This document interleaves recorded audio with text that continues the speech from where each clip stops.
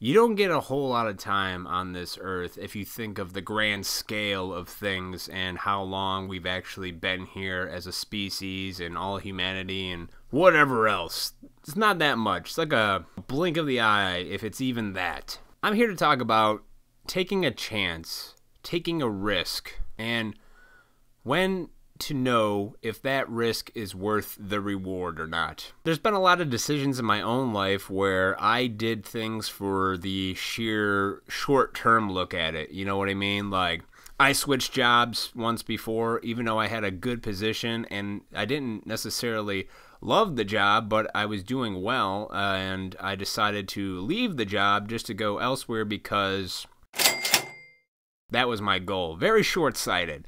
I wasn't thinking very mid to long-term goals. Any job I get, I can get money at. You know, it's not a problem. Question is, what's enough, you know? Risks and rewards are what we always contemplate when making major life decisions. You know, whether we're shifting jobs, ending a relationship, getting married, having children, buying a house. These are things that we contemplate in our minds, and for me at least, I think about how they're going to go, or at least I have an idea of what I want it to be, and then usually it never ends up being that way. It's always a fantasy, you know. The reality is never quite like I pictured it.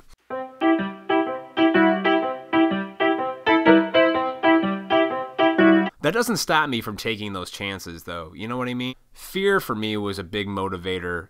Whether I did something or didn't do anything, fear stops me from making decisions, even if I know it's the right decision for me. People who are afraid of getting married are like, oh my God, I'm committed to one person, I don't know how I'm doing it. And I really don't think it's that bad being married anymore. I used to think it was. I used to look at married people with a lot of content and be like, look at these miserable bastards.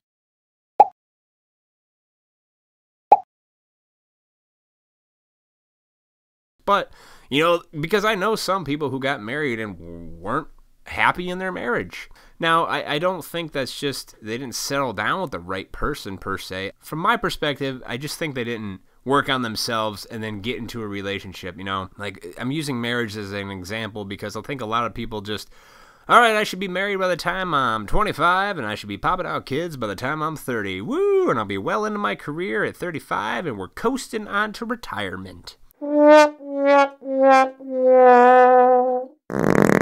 It's a nice plan, but I really don't think that's how it works. But I'm working on myself, you know? My 20s were just a mess of crazy decisions and stuff like that. I'm going through changes. Like, I didn't think about, if I make this decision, how is this going to how is this decision going to affect me a month from now, or even a few hours from now? Take a chance, people. Nothing worse than living this world and knowing you had an opportunity to do something and you chose not to. I think it's worse to not take a hold of that opportunity and then look back at it and go, fuck, you know, have regret and be like, damn it, I wish I would have did that. I don't want to. I'm well aware of that because of self-reflection, man. Just taking a look at the things I know that I don't want. Not anymore. Not at my age. I'm 33, almost 34. They're like, oh, that's not that old. I'm like, it's not in the grand scheme of a lifespan. But I could tell you, man, I crammed a lot of life in, you know, the first 30 years. Like, I did a lot of shit. I've seen a lot of people, been a lot of places, talked to a lot of things, done a lot of stuff. So I've lived a lot of life in a short amount of time. No one gives a fuck! I don't want to live in regrets. My whole point of this video is don't live in regrets, man.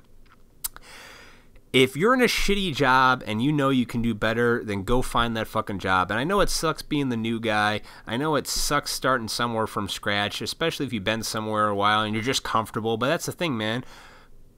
People, myself included, would rather be comfortable in our own shit rather than pull ourselves out and clean ourselves up and get something better. You know, I'm guilty of that. Do it all the fucking time. If you're in a shit relationship and that relationship's just pulling you down, get the fuck out. You know, don't marry somebody that's not going to bring out the best in you and vice versa. You know, if you're not going to grow as human beings together, then that's my suggestion to people that are married or want to be married. Don't do this bullshit like trying to run the other person's life. Let that person be themselves, and if you can be yourself, I think that's foundation for successful long-term relationships and marriage. That's just my opinion. I've been in enough relationships to know better. Don't take life too seriously because you don't get out alive. And it's true. At the end of the day, we're all gonna die, one way or another. Most of us, I think, want extreme old age and in our sleep, or you may get in a car accident. Who knows? That's why I try not to take that stuff for granted. And sitting back and not doing anything and suffering from it is way worse than taking an action and see where it goes. At least you tried. If it fails, great. Try something else, you know? And I'm a person who's, I still deal with this because I'm trying things and I'm learning and that's all I'm doing. But I'm growing. I'm moving forward. Take a chance. You're not going to get out alive. Don't take yourself too seriously.